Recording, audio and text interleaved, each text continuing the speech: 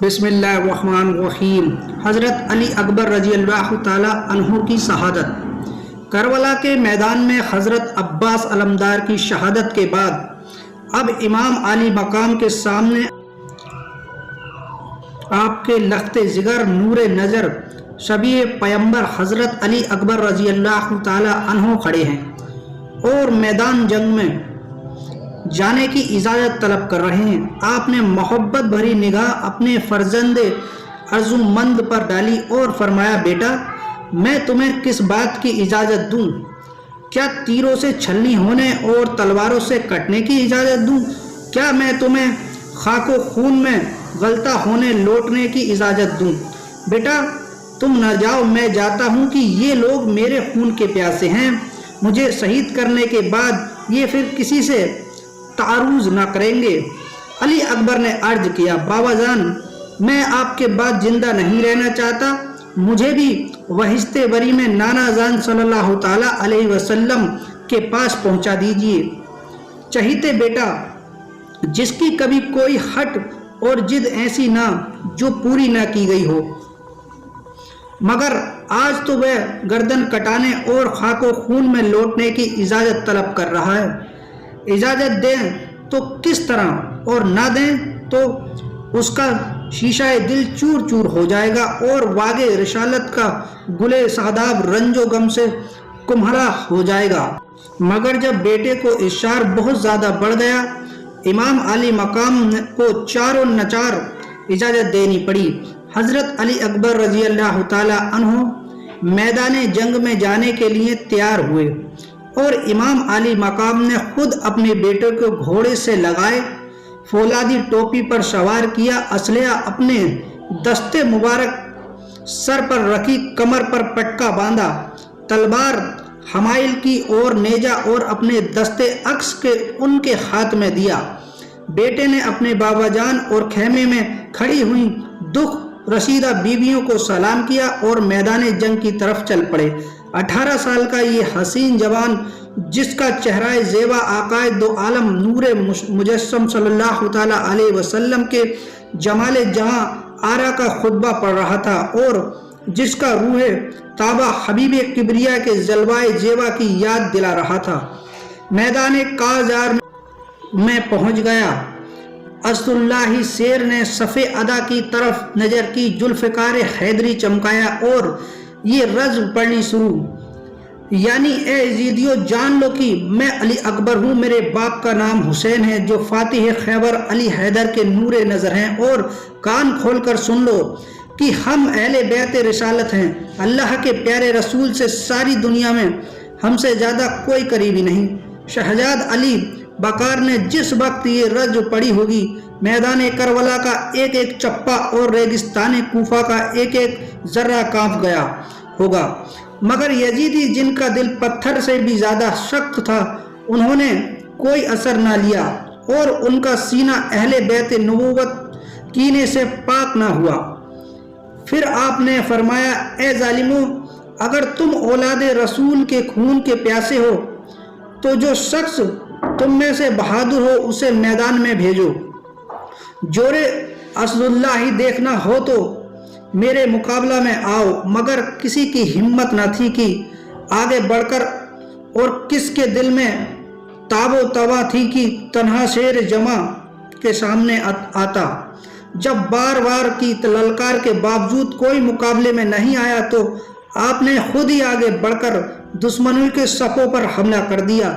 جس طرح کا رخ کیا، یزیدی لشکر کائی کی طرح چھٹتا چلا گیا اور ایک ایک بار کئی دیو پیکار جوانوں کو گرا گیا۔ کبھی لشکر کے میمنہ پر چمکتے تو اس نے منتشر کر دیا کہ کبھی پلٹ کر فوج میں میشرہ پر جھپٹے تو اس کی صفوں کو درہم بھرم کر ڈالا، اور کبھی قلبے لشکر میں گوتا لگا کر شمشیر جنی کا بے جوہر دکھایا کہ کشتوں کے پشتے لگا دیے۔ ہر طرف شور و برپا ہو گیا، بڑے بڑے سورما ہمت ہار گئے اور بڑے بڑے بہادروں کے حوصلے پست ہو گئے۔ ہاشمی شیر کا حملہ نہ تو بلکہ قہر الہی کا ایک عذاب عظیم تھا جو یزیدیوں پر نازل ہو گیا تھا۔ तेज धूप और तपते हुए रेगिस्तान में लड़ते लड़ते जब प्यास से बकरार हो गए तो आप पलटकर इमाम अली मकाम की खिदमत में आए और अर्ज किया, अब्बा जान, प्यास का बहुत ज़्यादा गलबा है, अगर पानी का एक प्याला मिल जाए तो मैं इन सबको मौत के घाट उतार दूंगा। मेहरबान बाप ने अजीजे बेटे की प्यास देखी, मगर यहाँ पानी कहाँ था तो इस तृष्णाए शहादत को पिलाया जाता। दस्ते शफकत से चेहराए गुल का गर्दी गुब्बार साफ किया, अपनी अंगूठी दी कि इसे मुंह में रख लो और फरमाया, बेटा अब तुम्हारी शहराबी का वक्त बहुत नज़दीक आ गया है, अन करीब तुम शाकी कोशर नाना जान सल्लल्लाहु ताला अलैहि वसल्लम के दस्ते अदस से कोशर का ऐसा जाम पियोगे कि उसके बाद कभी तुम्हें प्यास नहीं सताएगी।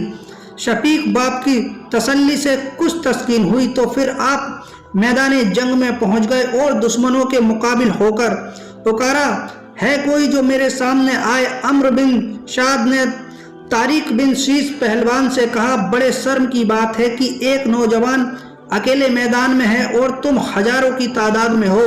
उसने पहली मर्तबा ललकारा और जब तुम में कोई मुकाबले में ना गया तो उसने आगे बढ़कर खुद हमला कर दिया, तुम्हारी सफ़ों को धर्म भरम कर दिया और तुम्हारे बहुत से बहादुरों को तहे तैक कर दिया। भूखा है, प्यासा है और धूप में लड़ते लड़ते थक गया है।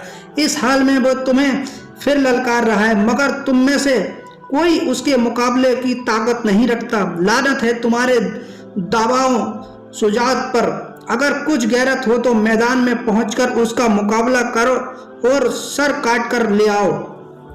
तुमने ये काम अंजाम दिया तो मैं वादा करता हूं कि उबैदुल्लाह बिन जियाद से तुम्हें भूशिल की गवर्नरी दिलाऊंगा। तारीख वक्त गवर्नरी के लालच में फर्जंद रसूल का खून बहाने के लिए दौड़ पड़ा और सामने पहुंचते ही शाबी पैगंबर पर नेजे से हमला कर दिया, मगर हाशिम शेर ने कमाले हुनरबंदी से उसके बार को बेकार करके सीने पर ऐसा नेजा मारा कि पीठ से निकल गया और वह घोड़े से गिर गया। शहजादे ने उसको रोन डाला। तारिक के बेटे अग्र बिन तारिक ने जब इस तरह अपने बाप को कत्ल होते देखा तो वह गुस्से से आग बबूला हो गया और दौड़कर अली अकबर पर हमला कर दिया। शहजादे ने एक ही बार में उसका काम तमाम कर दिया। अब तारिक का दूसरा बेटा तलहा बिन गालिब को मुकाबले के लिए भेजा। वह नेजा तान कर हमला करना ही चाहता था कि आपने उसके नेजे को तलवार से कलम कर दिया और फिर उसके सर पर ऐसी तलवार मारी कि वह दो टुकड़े होकर जमीन पर गिर पड़ा। अब किसी में हिम्मत ना रही कि वह तन्हा हाशिमी शेर के मुकाबिल आता। आखिर इब्ने साद ने महकम बिन तुफैल को 1000 सवारों के साथ यक बारगी हमला करने के लिए भेजा। उन बदबख्तों ने आपको चारों तरफ से घेर कर हमला करना शुरू कर दिए। आप भी बराबर जवाबी हमले करते रहे और दुश्मनों को खाको खून में मिलाते रहे, लेकिन नेजा और तलवार की लगातार जुबों से आपका तने नाज़नीन जख्मों से चूर चूर हो गया और चमनिस्तान फातिमा का ये फूल अपने खून में रंगीन हो गया। बिल आखिर आप पुश्ते जीन से रूहे जमीन पर आ गए और पुकार कर ए अब्बा जान, मेरी खबरगिरी फरमाइए। इमाम आली मकाम घोड़ा बढ़ाकर मैदान में पहुंचे और शहजादे को उठाकर खेमे में लाए। शर को गोद में लिया और उनके चेहरे अनबर को से खून आलूद गर्दी गुब्बार साफ करने लगे कि इतने में अली अकबर ने आंखें खोल दी। इमाम पाक की आखिरी दीदार से महफूज हुए फिर आंखें बंद हो गई और वहिस्ते वरी को रवाना हो गए। इन्ना लिल्लाहि व इन्ना इलैहि राजिऊन। जहां वर के यजीदी को पयामे मर्ग लाएगा, शहीदाने वफा के खूने नाहक रंग लाएगा। अस्सलामु अलैकुम व रहमतुल्लाहि व बरकातुहू।